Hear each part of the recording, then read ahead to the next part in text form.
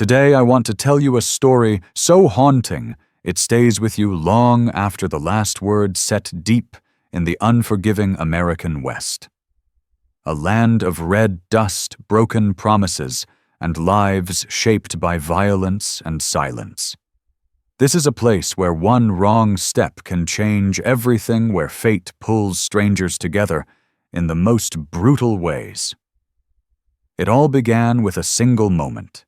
A hidden trap in the desert, small, almost invisible, yet powerful enough to bind two broken souls to the same destiny.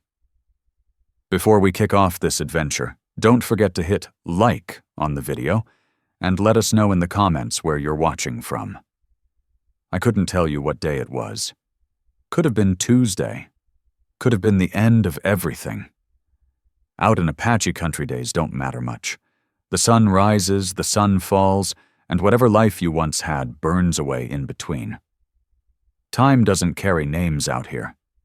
One day bleeds into the next, slow and rust-colored like whiskey diluting creek water. But I remember her eyes, black and unblinking, fixed on me from inside that steel trap with enough hatred to scorch the earth. She held a knife tight in her fist. Blood soaked the sand beneath her leg. She was deciding quietly, carefully, whether to kill me or finish herself first. She was sharp. Sharper than most. Anyone else would have been crying, begging. She didn't make a sound. Just watched me like I was death riding in on a horse. And maybe that morning I was. I'd killed 4 Apache near Fort Bowie during the war, wore a Union Scout's coat. Did things I buried deep and never dug up again. So when I knelt beside her and reached for the jaws of that trap, I figured she'd open my throat without hesitation. She didn't. That should have warned me. Should have told me saving her would cost more than I was ready to pay, but a man hollowed out for 4 years doesn't recognize danger when it's bleeding in front of him. I never thought pulling someone back from the edge would drag me there too. But it did. The buck I'd been tracking led me straight to her. Funny how the land decides things. I followed blood through broken stone thinking about meat and fire when I heard breathing, ragged, stubborn breathing. The kind pain carves out of you after hours of refusing to die. She lay wedged between 2 red boulders, one leg twisted wrong where the trap had bitten down. Steel teeth buried deep. A chain bolted to a rock big as a horse. That trap wasn't meant for animals. It was meant for people. I'd seen them before. The Black Spur Ring used traps like this. Slavers. Bordermen with mixed blood who hunted Apache women and children and sold them south. Domestic labor, they called it. We both knew the truth. She spat something in Apache when I stepped closer. A warning. Her knife hand trembled, but her eyes never did. I'd watched men face firing squads with less control. I knew just enough Apache to catch one word. In day. White man. Easy, I said, palms open. I'm not here to hurt you, she answered with something that didn't need translation. Either leave or die. But her body was losing the argument. Blood loss and infection were finishing what the trap started. I'd opened bear traps before this one fought me. Rusted, sticky with old blood. Not hers, someone else's. As I worked the latch, I thought about leaving, about how simple my life would be if I turned around and rode off. Then Morel crossed my mind, 7 years old, when the plague took her. About the age this woman might have had a child if fate hadn't twisted sideways. My hands kept moving. When the steel finally snapped open, she sucked in air, sharp and raw, the first sound of pain she'd made since I found her. And that was when everything changed. I tore my bandana loose and wrapped it tight around her calf, pulling until my fingers burned. The bleeding slowed, but it didn't stop. She needed clean water, shelter, and time. 3 things this land rarely gave. "Can you ride?" I asked. She looked at me like I'd lost my mind. Fair enough. Still, she let me lift her onto my horse, and that told me plenty. She was practical, willing to take help from a man she'd likely kill if she had the strength. We headed west toward a spring, I knew. Her weight pressed heavy against my chest. Her blood soaked through my shirt, warm and sticky. I checked our back trail and saw what I'd been dreading. Fresh tracks. 4 horses, all shod. The men who set that trap weren't far. I drove the horse harder. The cave I chose wasn't much, just a red rock overhang deep enough to hide a horse and 2 bodies. But water seeped from a crack in the stone, and more important, it had a single narrow entrance I could cover. When I looked at her leg again, my gut tightened. The trap had crushed muscle clear down to the bone. By the second day, infection took hold. Fever hit her hard. I heated my knife in the fire until it glowed dull red, then cut into the wound to let the rot drain. She clamped her teeth onto a strip of leather-locked eyes with me and never made a sound. When it was over, she collapsed into darkness. That night she spoke Apache in her sleep, one name over and over. It started soft, turned desperate, then burned with rage before stopping like the sound had been torn out of her throat. I leaned against the cave wall rifle resting across my knees and wondered what kind of fool I was. Wondered if the men who set that trap were worth killing. Wondered if she'd thank me or curse me when she woke. On the 3rd morning, dust rose along the ridge. 4 riders moving slow, cutting the land like hunting dogs. One of them wore glasses that flashed in the sun. They weren't passing through. I loaded my rifle and settled in. That's when I heard her voice behind me, English calm, steady. The first words I'd heard her speak. "Why did you save me? I didn't turn. Seemed right. They'll kill you for it." "Maybe." Silence stretched. Then she said, "You've killed Apache before." Not a question. I didn't know how she knew. Maybe the way I moved, the way I tied knots, the way I read the ground. Men who hunt other men carry it different than men who hunt animals. "Yes," I said. "During the war. I was a Union scout. Fort Bowie," she said. "How many for? That I'm certain of." More silence. When she spoke again, her voice had changed. Not softer, just measured. "I've killed white men, too. Soldiers who shot my husband, Tarek. I took 3 before they rode off." I turned then. Really looked at her. She was sitting up back against the stone. Her legs were wrapped in blood-dark bandages. Fever had hollowed her face, but her eyes were clear. Sharp. There was something in her expression that struck familiar ground. 2 people facing the truth of what they'd done and lived through it. "What's your name?" I asked. "Naira." She watched me carefully. "What did they call you?" "Depends who's talking. Most of them don't like you." A faint curve touched her mouth. "I get that a lot." We sat at the mouth of the cave while the sun dragged itself across the sky, watching the search below. Riders moved through the land slow and patient.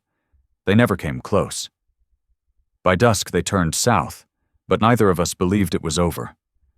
They returned at first light. No warning. No noise. They stepped out of the gray dawn like shadows, learning how to breathe. 12 warriors of the Dust River kin, rifles, bows, silence so tight it felt sharpened. I walked out with my hands raised, left my rifle inside. Fighting would have been suicide, and worse, it would have gotten Naira killed. Their leader was old 60 at least, but he moved like water sliding over stone. Medicine markings streaked his face. His rifle looked older than both of us combined. When he saw Naira seated at the cave's edge, his expression shifted. Relief first, then fury. He spoke in Apache. Naira answered him, sharp, fast. They went back and forth while I stood there like a post driven into the ground, knowing my fate was being weighed in words I barely understood. At last he turned to me. His English carried an accent, but every word landed clean. "You touched my daughter, The way he said it froze my blood, not anger, just calculation. I treated her wounds, I said. Nothing else. You saved her life. Anyone would have. No. He shook his head once, slow. Most men would leave her. Or do worse. His eyes never left mine. You stayed 3 days. You guarded her from the black spur ring. You gave her water, warmth. You kept her breathing. He paused, then said, "By our law, you carry responsibility now." Naira snapped something in Apache. He raised a hand. Silence fell. "My name is Koa," he said. "I am medicine man of this people. She is my eldest daughter. She is a widow. 2 winters past, soldiers of the territory Lancers killed her husband Tarek while she watched. He studied me the way a man studies a blade before choosing whether to trust it. Among us, when a man saves a widow's life, touches her body to heal, it remains alone with her through the nights he accepts obligation. He must provide, protect, live among her family." The words hit like a hammer. "You're saying I have to marry her? I am saying you already have." He gestured toward Naira. "You simply did not know it. She is a healer, a keeper of knowledge. She cannot be left without protection." His voice hardened. "You know what those men wanted her for." "I did. The Black Spur Ring didn't steal Apache women for kitchens. They took them for things better left unspoken, and if I refuse, I asked." His gaze turned cold. "Then you shame her. You strip her of place. No man may take her. She becomes a burden to her blood." Silence settled heavy as stone. "We won't kill you," Koa said, his voice steady. "But you'll carry this knowing for the rest of your life." I looked at Naira. She was watching me closely, no pleading, no anger. Just waiting. "What do you want?" I asked her. She was silent for a long moment. Then she said, "What I want doesn't matter. It matters to me." That caught her. Her eyes widened just a fraction. Koa made a low sound in his throat, approval, maybe. Naira chose her words with care. "The men who trapped me are still out there. The Black Spur Ring hunts my people. They take women, children." She paused. "If you marry me, you become my family. My tribe," she went on. "You help protect us." Her gaze never left mine. "Or you can leave. Go back to whatever you're running from. Stay alone. Stay safe." The words sat between us like something rotten. 4 years of waking to nothing. 2 graves back in Missouri because I'd been off playing hero in a blue coat. 4 years trying to outrun the smell of that burned house. Never worked. "I'll stay," I said. "Not because of their law, because I owed her." Koa nodded once. "Reason doesn't matter," he said. "Action does." Dust River Hollow wasn't what I expected.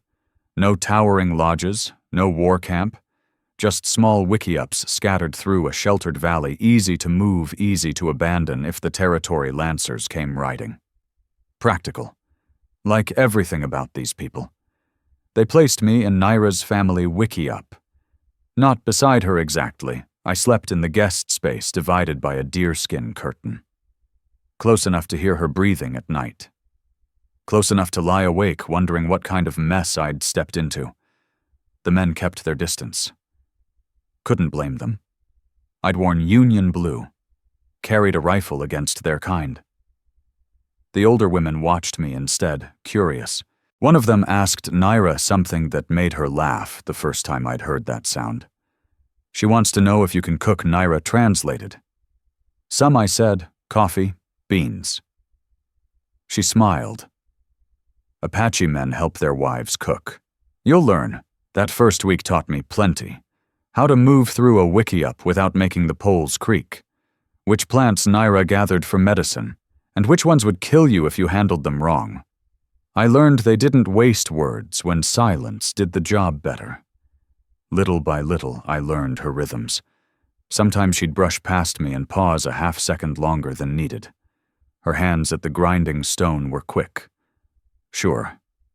Beautiful, without trying. Now and then across the fire, she'd study me like I was a knot she hadn't decided whether to loosen or cut. 10 days in, we were making tortillas.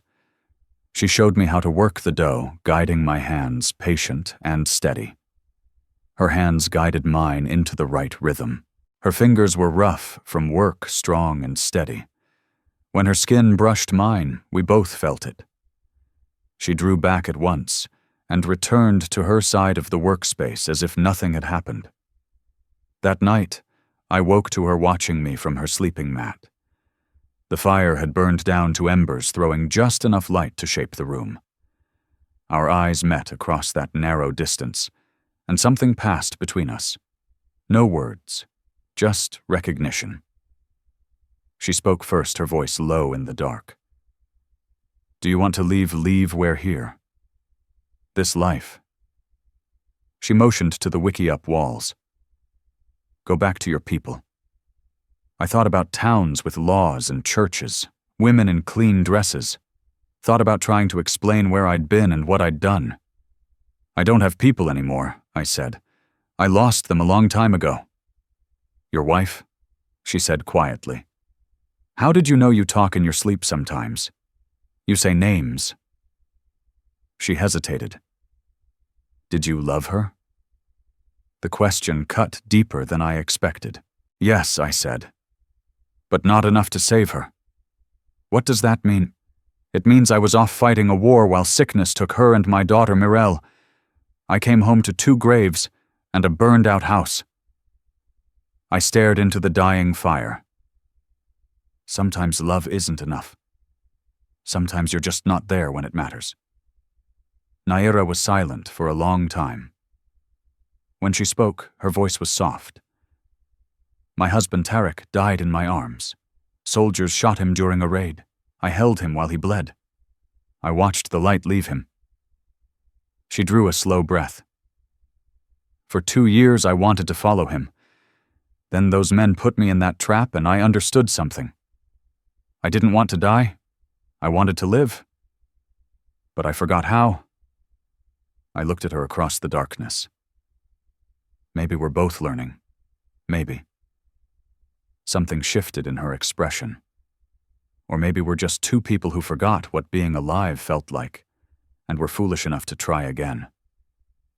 The way she said it, the way she looked at me, I wanted to cross that small space between us, wanted to touch her face, wanted things I had no right to want. Instead, I said, "Get some sleep. Morning comes early." She smiled. Small. Sad. "Yes," she said. "It does." Neither of us slept much. They came for the children at dawn, 3 women and 2 little ones taken at the spring just after first light. The black spur ring struck fast and silent, by the time anyone knew they were gone.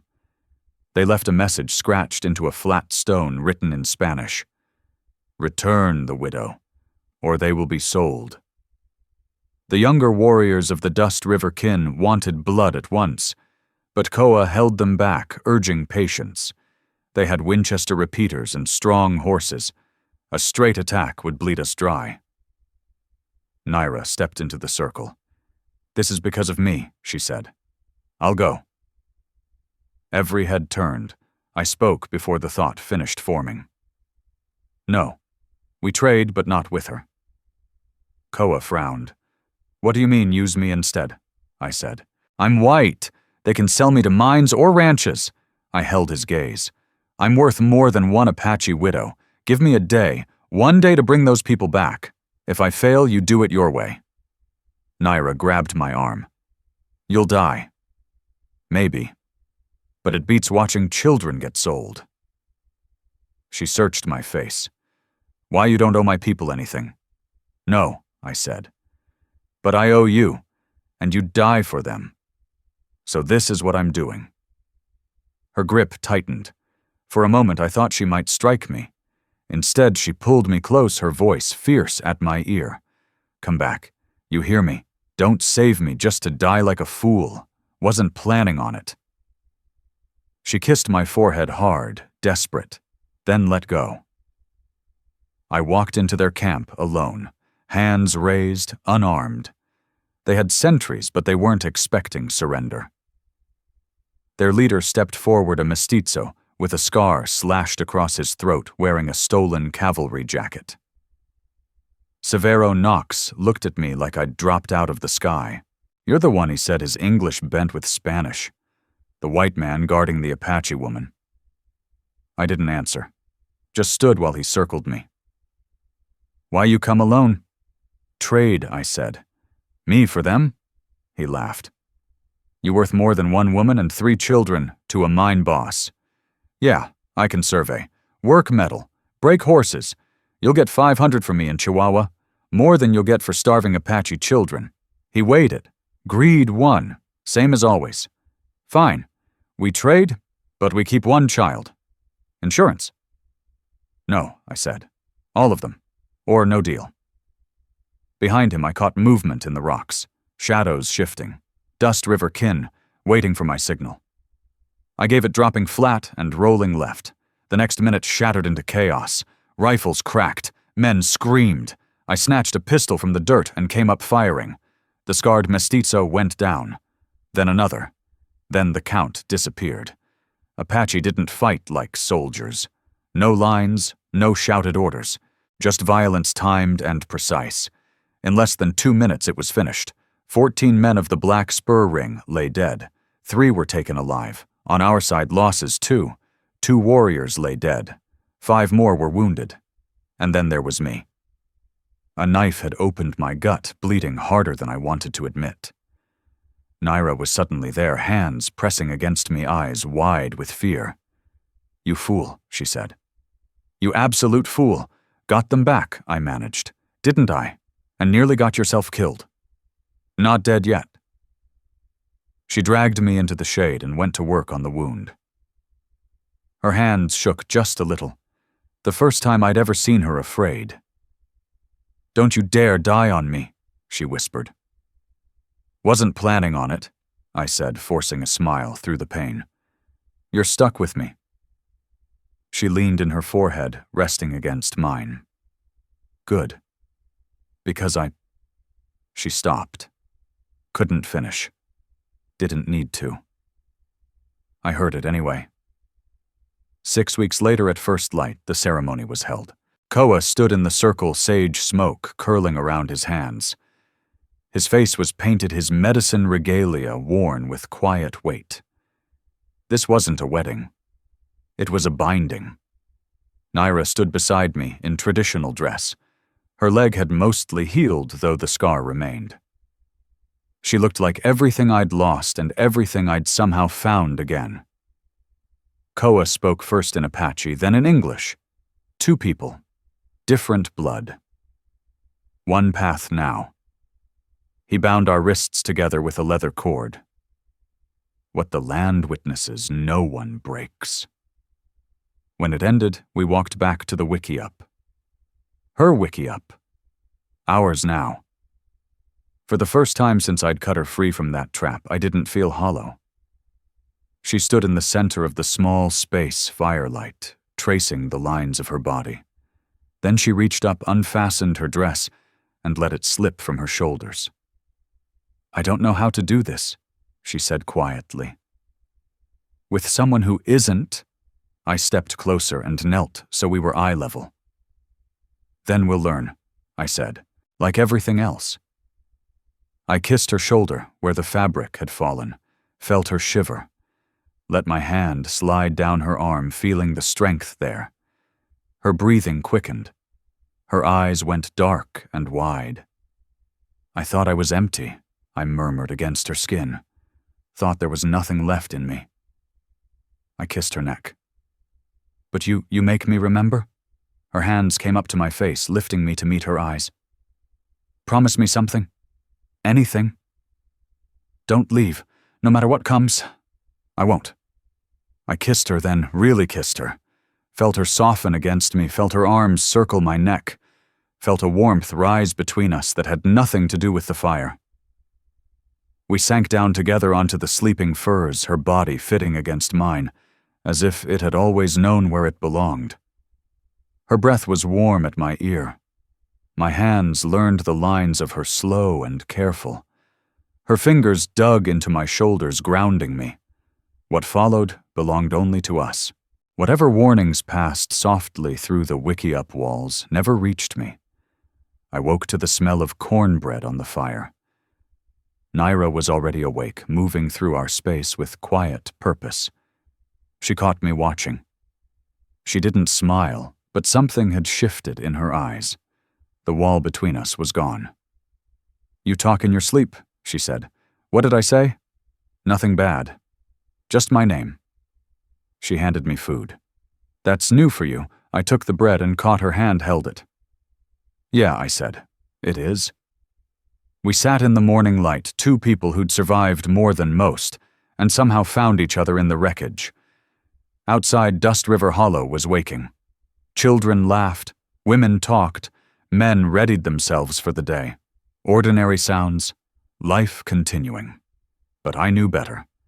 I knew the Territory Lancers would come eventually, knew the Black Spur Ring would regroup and try again. This land didn't forgive. It didn't forget. Still, for the first time in 4 years, I slept without dreaming of Missouri graves. I didn't wake wishing a bullet had found me long ago. For once, I didn't feel like a dead man walking. People ask me sometimes if I regret it, saving or staying, when I could have run trading my old life for this one. I don't know how to answer. But last night when she fell asleep in my arms, her breath warm against my chest, her hand resting over my heart, I understood something. It isn't redemption. It sure as hell isn't forgiveness. It's just two broken people too stubborn to finish dying. More than a man like me has any right to. I don't care. I'll hold on until they pry it loose from my hands. They'll come again, the soldiers, the slavers, or something worse. This country never lets you rest. But now I have something worth fighting for. Not for glory. Not for a flag. Just for the woman sleeping beside me who looked death in the eye and chose me anyway. That's enough. It's the whole truth. It isn't pretty. It isn't a sermon. It's just what happened. If this story carries any weight at all, then it's because it's true in the only way that matters. We're all drifters out here chasing something solid in a land that doesn't offer much mercy. Every man walks his own stretch of dust hoping to find one thing worth holding on to. There's no promise of another chance, no guarantee of peace, just the choice to stand, to stay, and to keep going when it would be easier to disappear. So I keep my powder dry. I keep my heart open. That's the best a man like me can do, and some days it's enough. Finally, let me send my deep thanks to you. Thank you for listening, and for allowing this story to speak to your heart. The Wild West still holds countless truths, some painful, some tender, all worth remembering. Stay with us, subscribe, comment, and invite others to discover these untamed stories, from our hearts to yours. Thank you for being part of this journey. Aviso Legal Bara Disclaimer. Each story shared here is produced for storytelling enjoyment. Certain scenes may include fictional or dramatized elements inspired by historical circumstances. Although AI tools assist us in visuals narration and script development, the emotional tone editing and quality control are conducted by people to ensure meaningful experiences. We fully uphold YouTube's policies, using no deceptive recreations or impersonations of real individuals. All creative resources are properly licensed. Unauthorized copying, re-uploading, or remixing is not permitted. Thank you for supporting the effort behind every episode we create.